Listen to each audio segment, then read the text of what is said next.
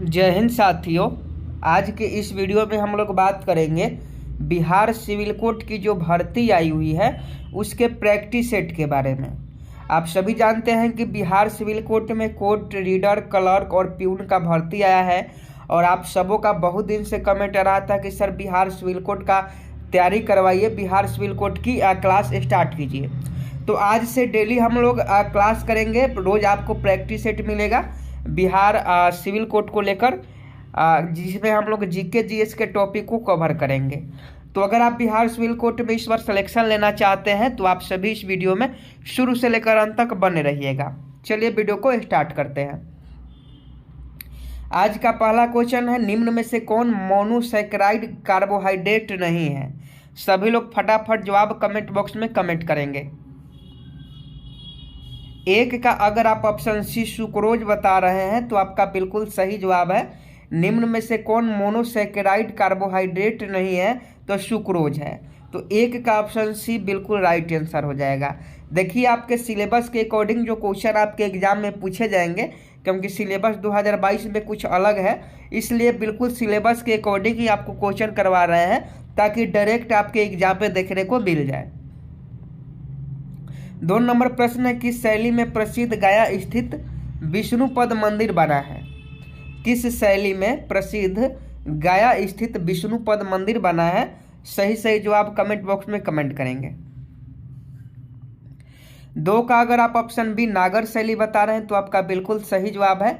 देखिए live class चलेगा तो लाइव क्लास में सभी लोग अपना आंसर कमेंट बॉक्स में कमेंट करेंगे। प्रत्येक प्रश्न के लिए आपके पास 5 सेकंड का समय होगा। 5 सेकंड के अंदर ही आपको सही आंसर कमेंट बॉक्स में कमेंट करना होगा। तो देखिए विष्णुपद मंदिर जो गया में है वह नागर शैली में बना हुआ है, तो इसका सही आंसर नागर शैली हो जाएगा। आगे देख लीजिए 3 नंबर, एहोल प्रशस्ति अभिलेख रचयिता कौन है? एहोल प्रशस्ति अभिलेख रचयिता कौन है? 3 का सही जवाब दीजिएगा।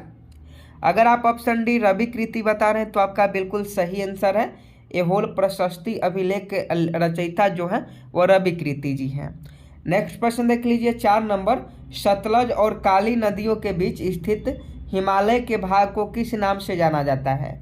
ये बिहार पुलिस में क्वेश्चन पूछा गया था कि सतलज और काली नदियों के बीच स्थित हिमालय के भाग को किस नाम से जाना जाता है?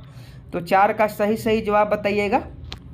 4 का अगर आप ऑप्शन डी कुमाऊं हिमालय बता रहे हैं तो आपका बिल्कुल राइट आंसर है। सतलज और काली नदियों के बीच स्थित हिमालय के भाग को कुमाऊं हिमालय के नाम से जाना जाता है।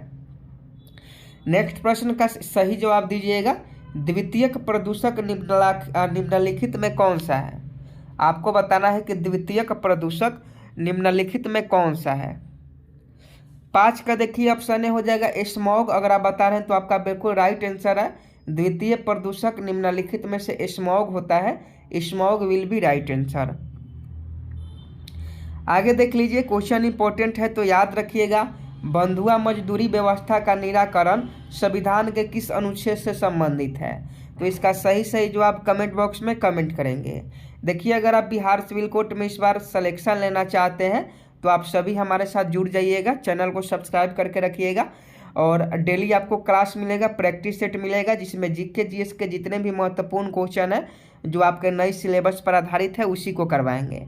तो इस बार सिलेक्शन लेना है तो डेली क्लास से जरूर जुड़िएगा। 6 का ऑप्शन भी हो जाएगा आर्टिकल 23 बंधुआ मजदूरी का व्यवस्था का निराकरण का संविधान में अनुच्छेद 23 से संबंधित है। तो article 23 will be right answer. Next प्रश्न का जवाब दीजिएगा। विद्युत धारिता यानी इलेक्ट्रिक कैपेसिटी जिसे हम लोग बोलते हैं का मात्रक होता है। विद्युत धारिता का मात्रक बताइए। सबसे पहले आप जान लीजिए कि कूलम जो मात्रक होता है आवेश का होता है, ये तो होगा नहीं। एम्पियर जो मात्रक होता है वो विद्युत धारा का होता है। वोल्ट जो मात्रक होता है विभवांतर का होता है। तो फैराडे इस प्रश्न का बिल्कुल सही जवाब हो जाएगा। विद्युत धारा यानी इलेक्ट्रिक कैपेसिटी का जो एसआई मात्रक होता है वह फैराडे होता है। आगे देख लीजिए नेक्स्ट प्रश्न का सही जवाब दीजिएगा। यूरेनियम के रेडियोधर्मी विघटन का अंतिम उत्पाद है। फटाफट सही जवाब कमेंट बॉक्स में कमेंट करेंगे। 8 का अगर आप ऑप्शन ए शीशा बता रहे हैं तो आपका बिल्कुल सही जवाब है। यूरेनियम के रेडियोधर्मी विघटन का अंतिम उत्पाद सीसा है। नेक्स्ट प्रश्न देख लीजिए, भारत में बाघ परियोजना की शुरुआत कब की गई थी? 9 का सही जवाब बताइएगा। भारत में बाघ परियोजना की शुरुआत कब की गई थी? 9 का ऑप्शन भी 1973 में सही आंसर हो जाएगा। भारत में बाघ परियोजना की शुरुआत 1973 में की जाती है। अगला प्रश्न का सही जवाब दीजिएगा, सुमेलित करना है। निम्नलिखित में कौन सा युग्म सुमेलित है? आपको सुमेलित करके बताना है। तो सही जवाब बताइएगा कि 10 का सही जवाब क्या हो जाएगा। देखिए 10 का सही जवाब क्या हो जाएगा, सुमेलित करना है। तो देखिए इसका सही जवाब बक्सर का युद्ध मीर जाफर और लॉर्ड क्लाइव के बीच नहीं हुआ था, ये गलत हो जाएगा। बांडीवास का युद्ध फ्रांसीसी विरुद्ध ईस्ट इंडिया कंपनी, बिल्कुल सही आंसर है, ये आपका सही है, बाकी सब गलत है। वांडीवास का जो युद्ध हुआ था वो फ्रांसीसियों के बीच और ईस्ट इंडिया कंपनी के बीच में हुआ था। आगे देख लीजिए 11 नंबर, पांडिचेरी की संधि किसके बीच हुई थी? ये भी क्वेश्चन बहुत इंपॉर्टेंट है, सही जवाब बताइएगा। 11 का अगर आप ऑप्शन सी अंग्रेज व फ्रांसीसी बता रहे हैं तो आपका बिल्कुल राइट आंसर है। पांडिचेरी की संधि अंग्रेज और फ्रांसीसी के बीच में हुआ था।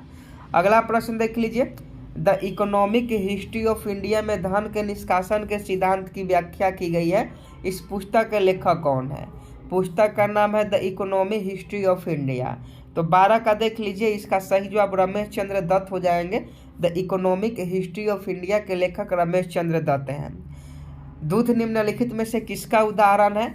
तो देखिए बिहार मद्य निषेध सिपाही का जो एग्जाम हुआ है 76 पोस्टों के लिए, उसमें पूछा गया है कि दूध निम्नलिखित में से किसका उदाहरण है। तो 13 का ऑप्शन डी पायस हो जाएगा। पायस का ये क्वेश्चन इमल्सन पूछा गया था, इमल्सन था उसमें। तो दूध निम्नलिखित में से किसका उदाहरण होता है? पायस का होता है। ये 76 पोस्ट का जो 16 तारीख को अभी एग्जाम हुआ है उसमें क्वेश्चन पूछा गया था। आगे देख लीजिए, सुपीरियर झील किन दो देशों के बीच में स्थित है? सही जवाब बताइएगा कि सुपीरियर झील किन दो देशों के बीच में स्थित है। 14 का अगर आप ऑप्शन सी अमेरिका एवं कनाडा बता रहे हैं तो आपका बिल्कुल राइट आंसर है। सुपीरियर झील जो है अमेरिका एवं कनाडा के बीच स्थित है। आगे देख लीजिए, जीडीपी का आंकड़ा कौन जारी करता है? और ये जो बुक है जिससे हम प्रैक्टिस सेट करवा रहे हैं, ये रुकमनी बुक है। और अलग अलग बुक से भी आपको प्रैक्टिस सेट हम करवाते रहेंगे, ये नहीं कि एक ही बुक से करवाएंगे। हर बुक का प्रैक्टिस सेट आपको सॉल्व करवाएंगे ताकि आप एग्जाम में अच्छा प्रदर्शन कर पाएँ। तो 15 का सही जवाब बताइएगा कि जीडीपी का आंकड़ा कौन जारी करता है? तो ये आपका एनएसएसओ जारी करता है। एनएसएसओ से संबंधित 67वीं बीपीएससी में क्वेश्चन पूछा गया था। आगे देख लीजिए, इनमें कौन सा पौधा नाइट्रोजन स्थिरीकरण में सहायक नहीं है? 16 का सही जवाब बताइएगा कि इनमें से कौन सा पौधा नाइट्रोजन स्थिरीकरण में सहायक नहीं है। 16 का अगर आप ऑप्शन डी धान बता रहे हैं तो आपका बिल्कुल सही जवाब है। निम्न में से कौन सा पौधा नाइट्रोजन स्थिरीकरण में सहायक नहीं है? धान नहीं है। आगे देख लीजिए, ट्राइसेम योजना निम्न में से किससे संबंधित है? ट्राइसेम, तो देखिए ये जो योजना है यह ग्रामीण विकास संस्था से संबंधित है। ग्रामीण विकास से संबंधित ट्राइसेम योजना है। तो option C will be right answer हो जाएगा। अगला क्वेश्चन का जवाब आप लोग दीजिएगा कि निम्नलिखित में से कौन सा देश बाल्टिक देश नहीं है? तो देखिए 18 का ऑप्शन भी हो जाएगा बेलारूस। बेलारूस जो है वो बाल्टिक देश नहीं है। आगे देख लीजिए, आधुनिक भारत का प्रथम राष्ट्रवादी कवि किसे कहा जाता है? कतई जहर प्रश्न है, सही जवाब कमेंट बॉक्स में कमेंट करेंगे। अगर आप ऑप्शन सी हेनरी बिबियन डेरोजिया बता रहे हैं तो आपका बिल्कुल राइट आंसर है। आधुनिक भारत का प्रथम राष्ट्रवादी कवि हेनरी बिबियन डेरोजिया हैं। आगे देख लीजिए, कौन व्यक्ति तीनों गोलमेज सम्मेलन में उपस्थित नहीं? इस प्रश्न का आप सही जवाब बताइए कि 20 का सही जवाब क्या हो जाएगा। कौन व्यक्ति तीनों गोलमेज सम्मेलन में उपस्थित नहीं थे? तो देखिए 20 का जो सही आंसर हो जाएगा वो मोहम्मद अली जिन्ना हो जाएंगे। मोहम्मद अली जिन्ना जो थे, 20 का मोहम्मद अली जिन्ना जो थे वह तीनों गोलमेज सम्मेलन में उपस्थित नहीं थे। तेज बहादुर जो थे वो आपका थे तीनों गोलमेज सम्मेलन में उपस्थित। बाबा साहब भीमराव अम्बेडकर ने तो तीनों गोलमेज सम्मेलन में हिस्सा लिया, आगा खान भी लिया, लेकिन मोहम्मद अली जिन्ना और महात्मा गांधी दोनों तीनों गोलमेज सम्मेलन में उपस्थित नहीं थे। आगे देख लीजिए, निम्न में कौन सा विषय समवर्ती सूची के अंतर्गत नहीं आता है? तो सही जवाब बताइएगा। 21 का अगर आप ऑप्शन डी पंचायती राज बता रहे हैं तो आपका बिल्कुल राइट आंसर है। पंचायती राज जो होता है समवर्ती सूची के अंतर्गत नहीं आता है। आगे देख लीजिए, जल में वायु का बुलबुला किसकी भांति व्यवहार करता है? याद रखिएगा 22 का ऑप्शन डी हो जाएगा, अवतल लेंस। जल में वायु का बुलबुला जो है वह अवतल लेंस के भांति व्यवहार करता है। अगला क्वेश्चन देख लीजिए 23 नंबर, सुमेलित नहीं है आपको बताना है। तो 23 का सही जवाब देख लीजिए। इसका सही जवाब पहले देख लीजिए, संस्थाल विद्रोह सिद्धू और कान्हू से संबंधित है, बिल्कुल सही है। रामोसी विद्रोह चित्तरसी से संबंधित है, बिल्कुल सही है। कोल विद्रोह बुद्धो भगत से संबंधित है, बिल्कुल सही है। मतलब ये तीनों जो है वो सुमेलित हैं। तो बच गया एक, यानी चौथा जो ऑप्शन है ये सुमेलित नहीं है। तो इस प्रश्न का सही जवाब ऑप्शन डी पागलपंथी विद्रोह हो जाएगा। आगे देख लीजिए, निम्नलिखित युद्ध को कालक्रम के अनुसार व्यवस्थित करना है। तो 24 का ऑप्शन डी हो जाएगा। प्रथम कर्नाटक युद्ध सबसे पहले होता है, उसके बाद आपका विदरा का युद्ध होता है, उसके बाद वाडिवांस का युद्ध होता है और उसके बाद प्रथम आंग्ला मैसूर युद्ध होता है। आगे देख लीजिए, किस बौद्ध संगति के दौरान अभिधम्म पिटक की रचना की गई? ये भी क्वेश्चन बहुत इंपॉर्टेंट है। तो 25 का ऑप्शन सी तृतीय बौद्ध संगति हो जाएगा। तृतीय बौद्ध संगति के दौरान अभिधम्म पिटक की रचना की गई, तो तृतीय बौद्ध संगति बिल्कुल राइट आंसर हो जाएगा। आगे देख लीजिए, निम्नलिखित घटनाओं का सही कालक्रम है। तो 26 का सही जवाब बताइएगा कि निम्नलिखित घटनाओं का सही कालक्रम है। तो देखिए, सबसे पहले अगस्त प्रस्ताव आता है, उसके बाद व्यक्तिगत सत्याग्रह आंदोलन शुरू होता है, उसके बाद क्रिप्स मिशन योजना जो है क्रिप्स मिशन भारत आता है, उसके बाद भारत छोड़ो आंदोलन होता है। तो ये आपका देख लीजिए, पहले 4 हो जाएगा, पहले 1 हो जाएगा, उसके बाद ये 4 नंबर 2 पर हो जाएगा। तो इसका ऑप्शन ए हो जाएगा। ऑप्शन ए बिल्कुल सही आंसर हो जाएगा। 1 हो गया, ये 2 हो गया और ये आपका 3 हो गया, ये 4 हो गया। ये आपका कालक्रम है। आगे देख लीजिए, निम्नलिखित में से कौन सी नदी विषुवत रेखा के 2 बार काटती है? कतई जहर प्रश्न है। 27 का ऑप्शन भी हो जाएगा, कांगो नदी। कांगो नदी जो है वो विषुवत रेखा को 2 बार काटती है। आगे देख लीजिए, कार्टाजेना प्रोटोकॉल का संबंध किससे है? 28 का सही जवाब दीजिएगा। कार्टाजेना प्रोटोकॉल का संबंध किससे है? तो 28 का सही जवाब ऑप्शन डी हो जाएगा, जौ सुरक्षा। कार्टाजेना प्रोटोकॉल का संबंध जौ सुरक्षा से है। आगे देख लीजिए, चश्मे के लेंस किस कांच से बनाए जाते हैं? चश्मे के लेंस किस कांच से बनाए जाते हैं? ये आपका क्रूक्स कांच से बनाए जाते हैं। चश्मे के जो लेंस होते हैं उसका नाम क्रूक्स कांच होता है। आगे देख लीजिए, निम्नलिखित नगरों में किस एक नगर का संबंध महावीर से नहीं है? तो देखिए, ये लुम्बिनी सही जवाब हो जाएगा, क्योंकि लुम्बिनी नेपाल में है और यहाँ जन्म गौतम बुद्ध का हुआ था। वैशाली महावीर जी से संबंधित है, पावापुरी चंपा भी, लेकिन लुम्बिनी नहीं है। आगे देख लीजिए, सुमेलित नहीं है आपको बताना है। तो एक और वंश दिया गया है और एक और राजधानी दिया गया है। तो चंदेल वंश का राजधानी खजुराहो था, बिल्कुल राइट आंसर है। सोलंकी वंश की राजधानी अनिहालवारा था। प्रतिहार वंश का राजधानी कनौज था, लेकिन कलचुरी वंश का राजधानी जो था वह अजमेर नहीं था। तो ये आपका गलत है, सुमेलित नहीं है। तो 31 का ऑप्शन डी सही जवाब हो जाएगा। नेक्स्ट क्वेश्चन देख लीजिए, मोढेरा का सूर्य मंदिर किस राज्य में स्थित है? सही जवाब बताइएगा। 32 का अगर आप ऑप्शन बी गुजरात बता रहे हैं तो आपका बिल्कुल राइट आंसर है। आगे आपको बताना है कि कौन सुमेलित नहीं है। तो 33 नंबर क्वेश्चन का सही जवाब याद रखिएगा। अकबर द्वारा जजिया कर की समाप्ति होती है 1564 में। 1564 में अकबर ने जजिया कर को समाप्त कर देता है। फिर ये 1582 में क्या करता है? दीन इलाही धर्म की स्थापना करता है और महजरनामा, ये महजरनामा ये गलत हो जाएगा। यहाँ तीर्थ यात्री कर समाप्त 1563 में करता है। 64 में अकबर द्वारा जजिया कर किया जाता है और दीन इलाही की स्थापना 1582 में होता है, लेकिन ये आपका सुमेलित नहीं है। तो ऑप्शन सी 33 का सही जवाब हो जाएगा। तीनों याद रखिएगा। मनसबदारी व्यवस्था में 2 आसपासी अस्पा का प्रचलन किसने किया? मनसबदारी व्यवस्था में 2 आसपासी अस्पा का प्रचलन किसने किया? 34 का ऑप्शन डी हो जाएगा, जहांगीर ने। चौसा का युद्ध कब हुआ? सभी लोग कमेंट बॉक्स में कमेंट करेंगे। चौसा का युद्ध ऑप्शन सी 1539 बिल्कुल राइट आंसर है। आगे देख लीजिए, निम्न में से कौन सा विकल्प बंधन को क्रियाशीलता के सही क्रम में दर्शाता है? केमिस्ट्री का क्वेश्चन है। तो पहले एक बॉन्ड, फिर डबल बॉन्ड, फिर थर्ड बॉन्ड, ट्रिपल बॉन्ड। तो पहले एकल बंद होगा, द्विबंद होगा, उसके बाद त्रिबंद होगा। तो इसका सही आंसर ऑप्शन ए हो जाएगा। आगे देख लीजिए, निम्न में से किस अंग में आवश्यकता से अधिक शर्करा या कार्बोहाइड्रेट ग्लाइकेजोन के रूप में संचित रहता है? तो इसका सही आंसर लीवर हो जाएगा। यकृत में आवश्यकता से अधिक शर्करा संचित रहता है। किस योजना काल में 14 बैंकों का राष्ट्रीयकरण किया गया? तो ये जो योजना काल थी यह चौथी योजना थी। चौथी पंचवर्षीय योजना में 14 बैंकों का राष्ट्रीयकरण किया गया था। जिन वस्तुओं का उपयोग साथ साथ किया जाता है उन्हें कहा जाता है? तो 39 का ऑप्शन हो जाएगा पूरक वस्तुएं। आगे देख लीजिए, भारतीय मानक समय रेखा किस राज्य से होकर नहीं गुजरती है? तो आप सभी जानते हैं कि भारतीय मानक समय रेखा जो है 5.5 घंटा आगे है, और 40 का ऑप्शन डी हो जाएगा। हिमाचल प्रदेश से होकर भारतीय मानक समय रेखा नहीं गुजरती है। निम्नलिखित में फिर बताना है कि कौन सुमेलित नहीं है? तो ये देख लीजिए, चांगला जम्मू कश्मीर में है, चांगला दर्रा के नाम से जम्मू कश्मीर में है। सिपकिला दर्रा हिमाचल प्रदेश में है। नाथुला दर्रा सिक्किम में है। लेकिन बामडीला जो दर्रा है यह उत्तराखंड राज्य में नहीं है। तो ये आपका 41 का ऑप्शन सी बिल्कुल गलत है, और इस प्रश्न का सही जवाब है। भारत में पश्चिमी तट की अपेक्षा पूर्वी तट पर चावल की पैदावार अधिक क्यों होती है? तो देखिए, इसका कारण है पूर्वी तट पर पश्चिमी तट से चौड़ी है।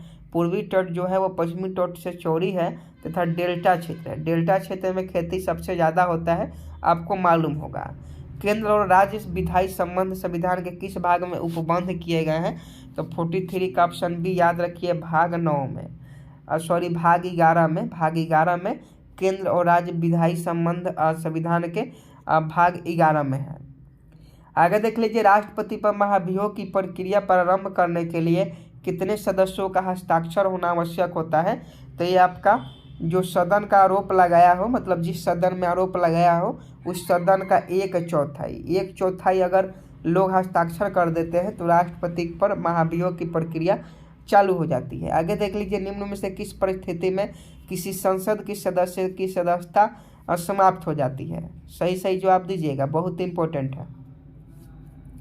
तो इसका सही जवाब ऑप्शन डी हो जाएगा। वह 7 दिन के अधिक से अगर वह सदन में अनुपस्थित रहता है तो उसका भी सदस्यता समाप्त हो जाएगा। अगर सदन द्वारा निष्कासित किया जाता है तो भी समाप्त हो जाएगा।